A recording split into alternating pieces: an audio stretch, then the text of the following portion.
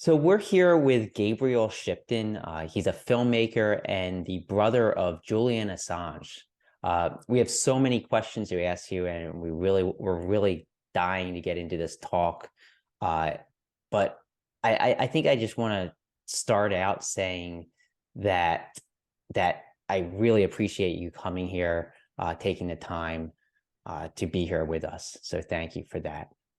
Yeah, good to be with you guys today. Of course, Assange is being held right now at Belmarsh Prison, which is in London, and he's been there for 4 years. I think April was actually the 4 year mark for when he's been sent there. The US government is obviously they're trying to extradite him on 18 counts after publishing material in 2010 about the Iraq and Afghanistan wars. I think to start, I just want to ask you, how is your family doing?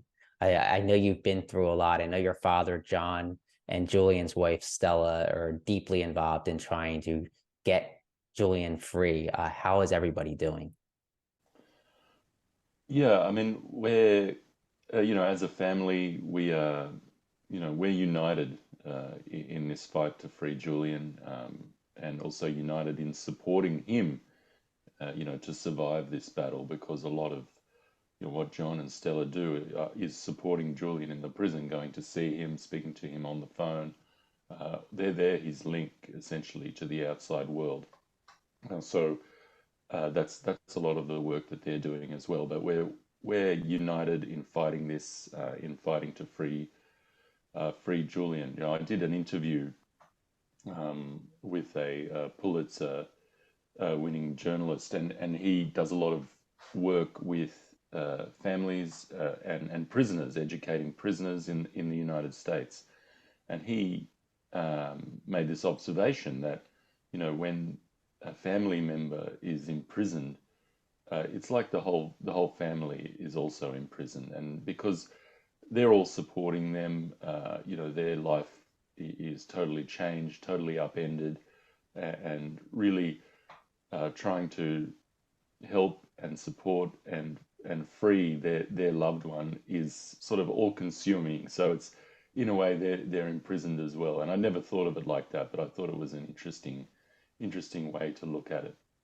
Yeah, that's really interesting. And it's even, I assume, harder on you guys because you're in Australia and he's in London, which is halfway across the world. So I imagine it's even more difficult on your family. Yeah, it's hard. It's hard to get. I mean, our family's been split apart, really. Julian's been stuck in London, detained one way or another for the last 13 years, 4 years, as you said, on the 11th of April in the maximum security prison. But whenever we're in London or whenever I'm in London, I make sure I go and see him in the prison, so I can still visit him there when I'm in London. But a lot of what we're doing is traveling around the world, advocating for Julian. My father and I just spent 2 months in the United States. We did 60 events across the US over those 2 months, advocating for Julian, talking to people, all over the place from LA to Santa Fe to Omaha to New York City, just talking to ordinary Americans about what Julian's imprisonment and what this case really means to them and their rights, and how it's not just an attack on Julian, but an attack on all citizens' free press rights and their First Amendment rights. What would you say your goal is in traveling around the US and traveling around the world? What's your goal? What do you aim to accomplish? Well, we're always, I don't think we say that this case is 99% political and 1% legal.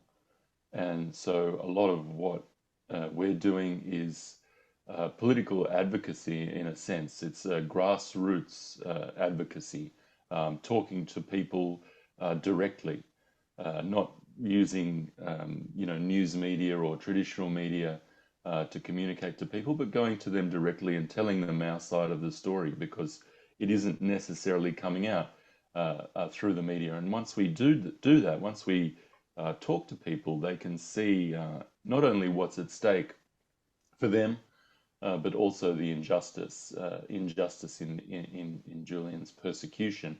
And so really it's building that movement, building that consciousness among ordinary people, and encouraging them to stand up for their rights, to take part in their democracy by calling their congressperson, or setting a meeting with their congressperson, or talking to their friends about the case. But yeah, just creating this consciousness that we can't do through the media, and doing that directly with people, and really building this ground up pressure on the administration and on the Department of Justice to drop this case.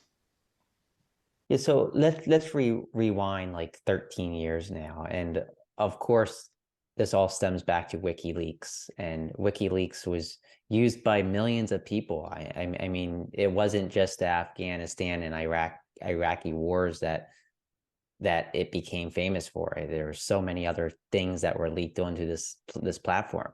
But what would you say was the motivation for Julian to create WikiLeaks back in 2000, in the early 2000, 2010, up to 2010? Well, I think Julian identified that there were certain problems with source protection and journalistic protection that were coming uh, about in the digital age. As our digital footprints increased, it was no longer really possible for people to leak information without sort of being established of where they had sent it from, or uh, the digital footprint of the leaker was very obvious. And and Julian took his knowledge of encryption and the architecture of the internet to sort of pioneer this anonymous Dropbox that is now used by all news organizations. And so really uh, it was about source protection, whistleblower protection, and then journalist protection. Because if you protect the whistleblower, or if the whistleblower is protected by WikiLeaks, then the journalists don't really have to worry about the government coming after them for reporting on this sort of information, because you can say, well, this information has come directly from WikiLeaks. They're the ones who have protected the source in this instance. So really, it was about encouraging people to blow the whistle when they saw crimes, by giving them the sort of protection they needed in the digital age. And so I think part of that was, looking back at, say, the Iraq War, and seeing how the news media participated in convincing populations around the world uh, that the Iraq War was a just war. And then uh, all of us finding out, or a lot of us found out later, but a lot of us knew at the time, that the so-called weapons of mass destruction that were the push to go into this war never really existed. And that was a lie that the news media spread quite liberally. There was many articles. I mean, the New York Times even wrote admitting that they'd made an error in the Iraq War. So really it's also um, trying to keep journalism honest in a way, and decentralize leaking in that sense, taking the leaks out of the control of the news media, because they weren't sharing them with the public, and really giving the public and citizen journalists that information as well, so they could make choices about foreign policy, or military policy in their governments. Be properly informed. Julian said that part of the essence, I guess, of WikiLeaks is informing populations, so that they can make better decisions for themselves about their institutions. In a democracy, the democracy is only as good as how informed the citizenry are. If we have ignorant citizens, then how can we properly vote or make decisions that benefit us? It's impossible. Yeah, that's a good point because I think most Americans, probably most people around the world, have come to realize that the Iraq War was a mistake. So Julian Assange with WikiLeaks, he provided a massive benefit to the world when it comes to exposing some of the stuff surrounding the Iraq War. So without a doubt, that was very helpful. And I think people can be appreciative of that. Uh, but let's get to some of the allegations of what the US alleges. What would you say about the allegations of hacking, more notably the charge by the US of conspiracy to commit computer intrusion, which of course I believe is related to the Chelsea Manning leaks? The US alleges that Julian conspired with hackers and acted as more than just a publisher. Would you disagree with that he acted as more than a publisher? Well, I think this charge is, it's very interesting, and once you dig into this, I mean, this so Julian is it's 175 years total, like for the 18 charges.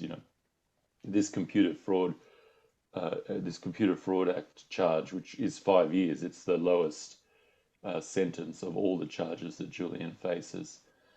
Uh, what if you get really down into the weeds of this charge and read what is alleged? I'm not saying that this actually happened, but what the prosecutor alleges is that Julian uh, assisted or attempted to assist Chelsea Manning to hide her identity when she was accessing the SIPRnet, which is where all these documents were held. Chelsea Manning already had access to the entirety of what was leaked. She had already leaked quite a number of these documents when this alleged act occurred. And so when you dig into it, you think, well, okay, so which journalist would not help a source hide their identity? It's a sort of it's criminalizing this act of, say, back in the day it was like, okay, you have a source, you say to them, oh, don't use your phone at home, go to the public phone, go to a pay phone and call me from there, because that's where you can't be identified when you're using the payphone. So this is basic source protection in the digital age, trying to help a source hide their identity by cracking a password hash. That's what is alleged. Actually, in the allegation, it actually says that they were not successful in even cracking the password. So this charge is like what we call a PR charge. It sort of clouds uh, the rest of the indictment with this PR angle that is able to say, well, Julian's different. Julian isn't a publisher. He's not a journalist. He's just a hacker. And I think it's worked. That narrative has worked extremely well, in the news media. But once you dig down into it and see what is alleged, it's actually another criminalization of journalistic activity, which is why you have, Freedom of the Press Foundation calling out these charges regularly. Trevor Tim just wrote another opinion piece saying that we should all stand up and fight against this because it is the biggest threat to press freedom that exists in our modern time. You have the ACLU in joining the Freedom of the Press Foundation in the same sort of calls to the Justice Department, as well as the Committee to Protect Journalists. So these organizations really see the threat that this indictment poses to journalism, because uh, not only does it criminalize the publishing of classified information, the possession of classified information, but also criminalizes source protection in the digital age. Yeah, that's an interesting point because where do you actually draw the line of where a publisher and stops being a publisher?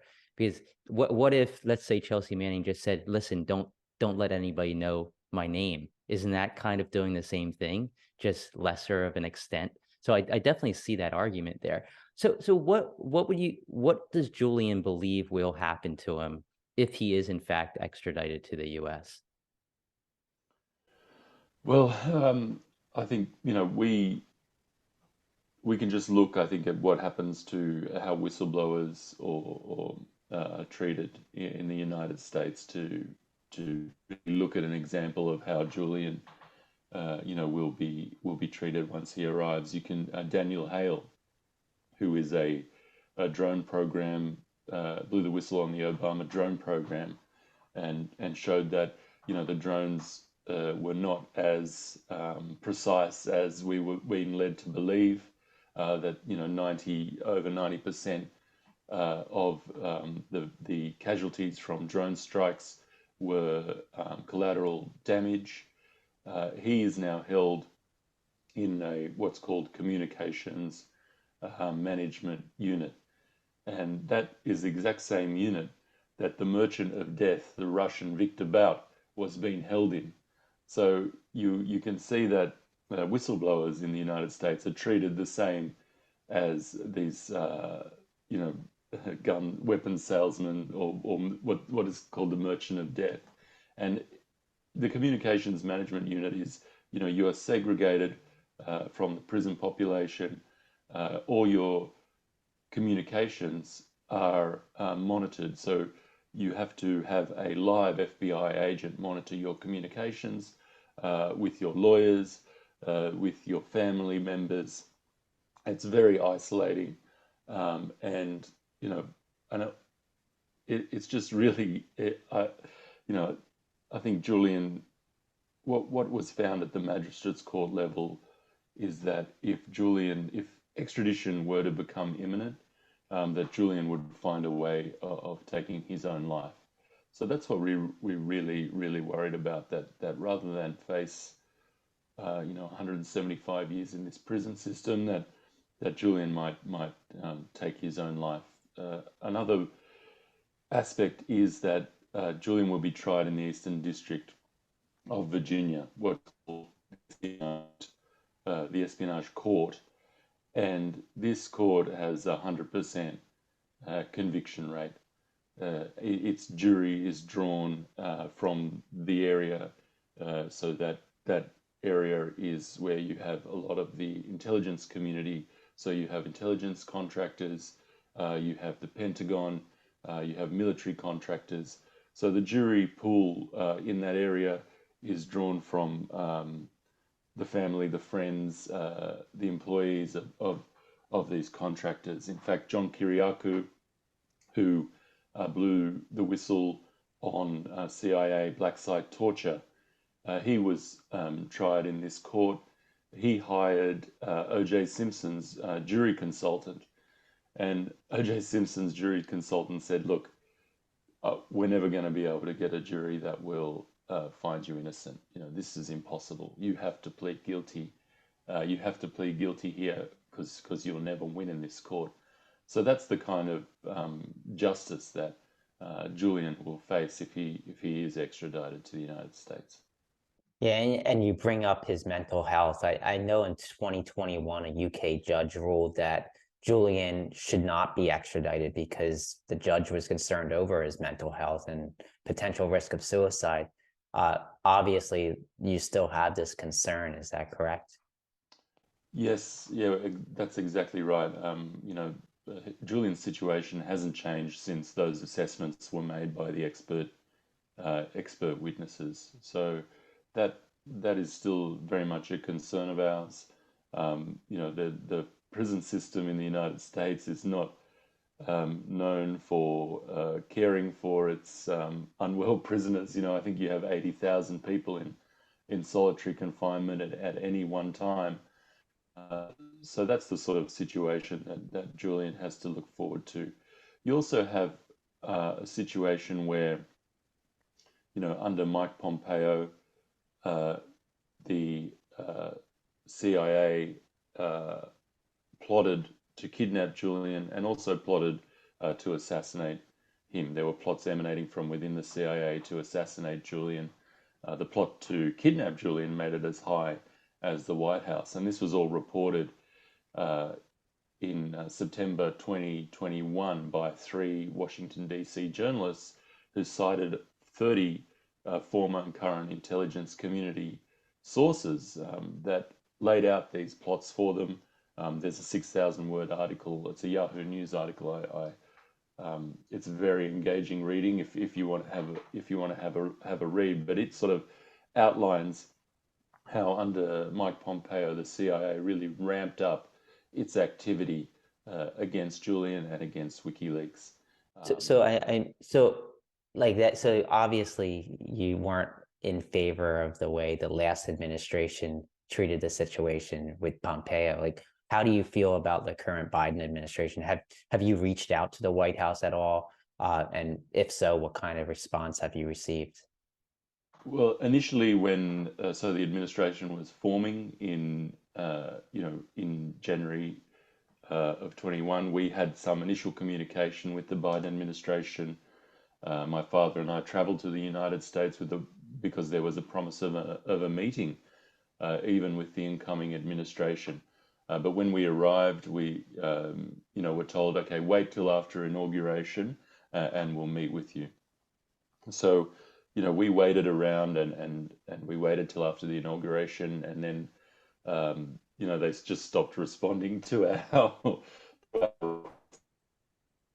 a few months later, or 1 month later in February, the National Security Department of Justice came out and said, we are going to continue with this prosecution, under the Biden administration.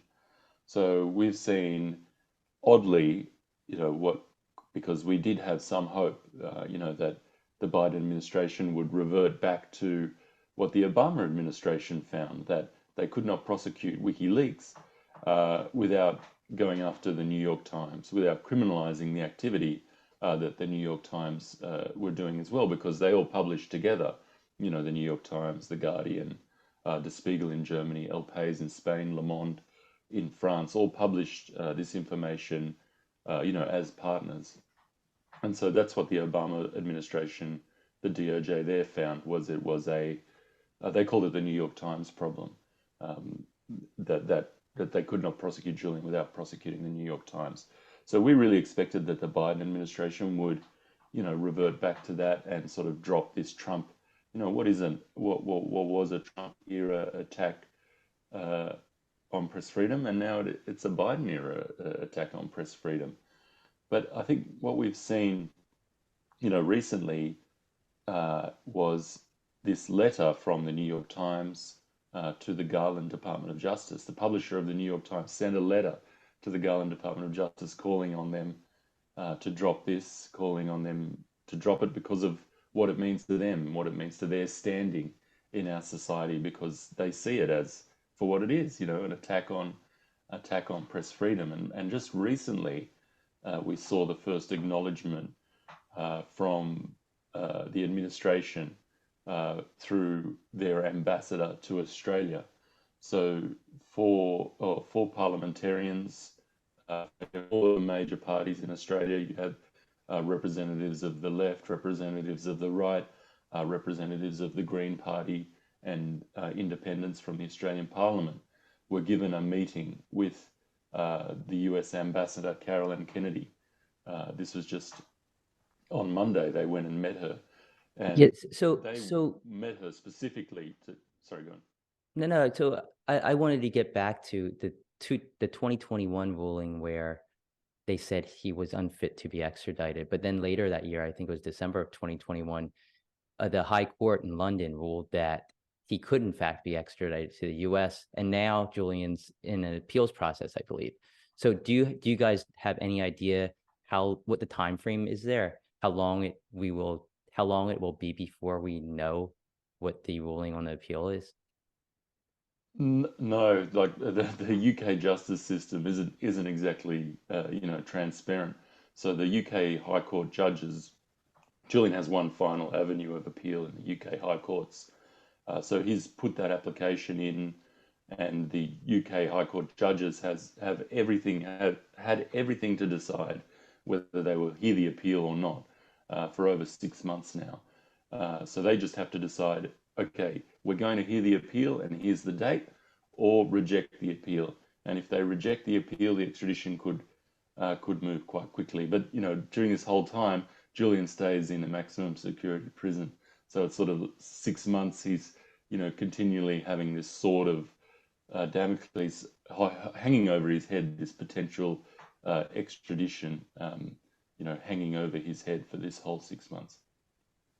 Yeah, and this throughout this whole ordeal, I know your father, John, has been traveling all over the world, and you're actually a produced film producer. You produced a documentary called Ithaca, uh, and it follows your father all over the world as he tries and appeal to all these foreign leaders and all these foreign entities who, in hopes of getting Julian free. I just watched the trailer before speaking to you today. Can you tell us a little bit about Ithaca? Well, Ithaca is a sort of a very humanistic telling of this story. It's about a father, fighting for his son, a wife fighting for her husband, and the father of her children, and it really goes behind the scenes and looks at the human toll of this fight and really, these normal people who are thrown on this course and really, rise to the occasion, if you know what I mean. Like these, my father was a builder in his, a retired builder, and he's now this traveling the world advocating for his son. So I think it's not just a telling of this, a new way to look at, Julian's imprisonment and how his family experienced it, but also an example to anyone out there who's fighting a cause bigger than themselves, that they can really rise up and cometh the hour, cometh the man, I think is one of the quotes from the film, that we all have this inside of us to take on these great fights, and hopefully people can see that when they watch the film, that John is just like them, or Stella is just like them, and they would probably be doing the exact same thing, if it was their son or their husband. Yeah, I look forward to watching that.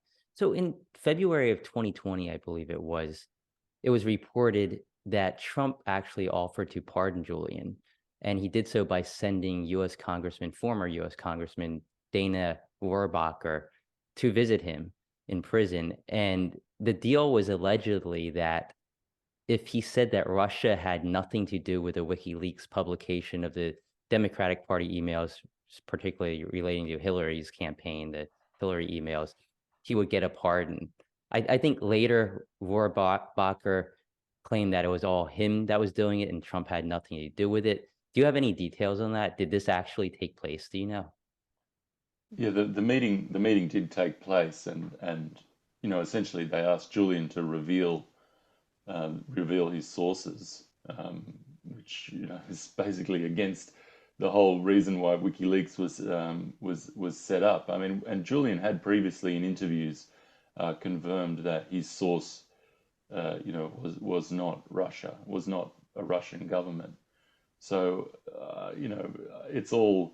I think it's all a bit of sort of smoke and mirrors in that sense. The meeting did take place, but Julian had already confirmed publicly that his source was not the Russian government for those emails. So, I don't really believe that uh, what was put on the table was a genuine or an in good faith offer, in that sense. I'm sure that if Julian had have come to the United States, then there would have been some charge.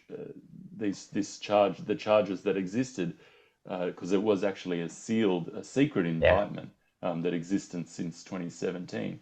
So I So mean, like, so what do you think the reasoning for that offer was? If Julian had already said it wasn't Russia, why would they want him to say it again? And why would they offer a pardon for that? What was the reasoning behind that? Well, I mean, I can't really speak to the Trump administration's reasoning. I can't. They did all sorts of, crazy, crazy things under the Trump administration. I think they were just really trying to take the focus away from that whole, Russiagate narrative that existed and that sort of, permeated the discourse in the United States for 4 years. I think it's sort of fading away now. as more and more of that whole um, narrative gets debunked over time. But yeah, I would imagine that they wanted to sort of try and debunk it directly using Julian Assange. Yeah, I think that makes a lot of sense. So how do you hope that your brother's story will actually be remembered by future generations? And what message would you like to share with those who are inspired by his work as well as his legacy? Yeah, I hope I think Julian the sort of that there's that old, it's a bit of a cliche, but courage is contagious. I hope that you know people see Julian's courage, his courage to publish uh, things that upset powerful people on both sides of politics. His courage to take on uh, to publish without fear or favor. Whether it's the military-industrial complex, whether it's the CIA hacking tools, whether it's the Bush administration or a Democratic administration, to just really look at information and see if it's in the public interest, and if it's in the public interest, then the public should know about it and to publish it. And so I think his courage is something that I think will inspire people, and does inspire people, and I hope that keeps going, and that Julian's freedom will be another message to everyone, that you don't have to spend the rest of your life in a jail cell if you're a principled, justice-seeking person. There is a fight involved, but you'll have millions of people on your side, and you will be free eventually. I think Daniel Ellsberg is a really great example of that. He's in his 90s, and he's been an inspiration to, I talk to a lot of whistleblowers, and they always say, look at Julian, and they look at Daniel Ellsberg, and they say, these are the people, who inspired us to reveal the crimes that we did. So I really hope that Julian continues to inspire whistleblowers, uh, and these courageous people inside government, inside institutions, um, to, if they see a crime, to reveal it to the public. So we know that Julian reached out to the Trump administration. It didn't work out. We know he reached out to the Biden administration, and so far it hasn't worked out. Is there any thought about reaching out to, let's say, somebody that might challenge Trump, like a Ron DeSantis, who has campaigned a lot on freedoms? And whether you agree that DeSantis is about really freedom of speech or freedoms, or if it's just a bunch of propaganda, that's up to you to decide. But is there any thought about contacting him and maybe giving that something that he could throw in the bucket when he runs for president, when if he challenges Trump, and kind of run on the fact that he might pardon Assange?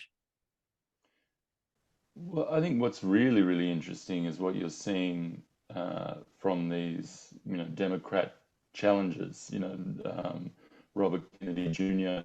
as well as Marianne Williamson, both making commitments to pardon Julian. That's and why are they doing that? They're taking up quite a there's this presence of goodwill that exists among people.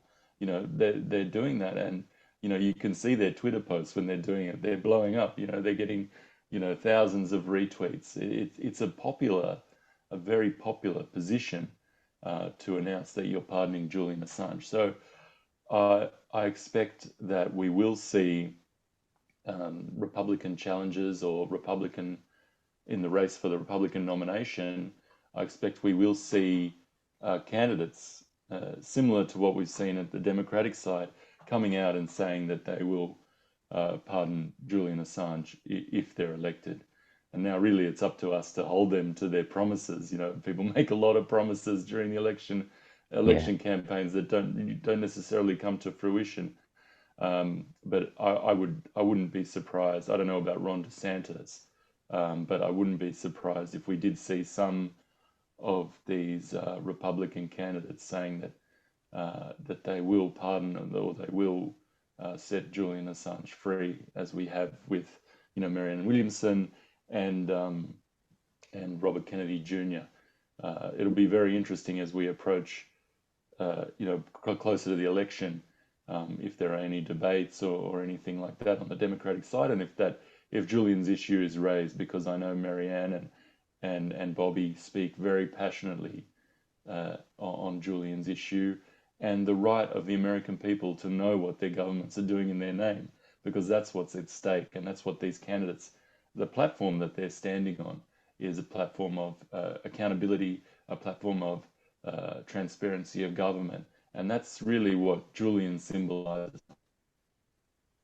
Yeah, and like I know we spoke briefly about this before we started recording this interview, but like the dynamics of politics in the United States as it relates to Julian Assange is an interesting one. And I think that like I think the more progressive side of America, the left, has supported Julian in the past, and then you had the whole Hillary Clinton WikiLeaks dump, and I think that pissed off the left, and then the right started supporting him.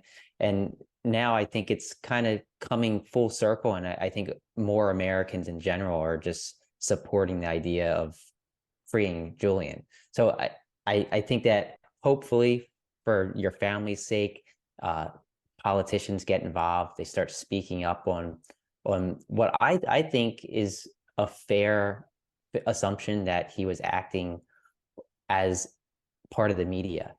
And good luck with everything. I have a few more questions that we want to ask you. We usually do this for our paid subscribers where we just ask a few bonus questions, more personal. But thanks for joining us for this part of the interview, Gabriel, and just thanks again.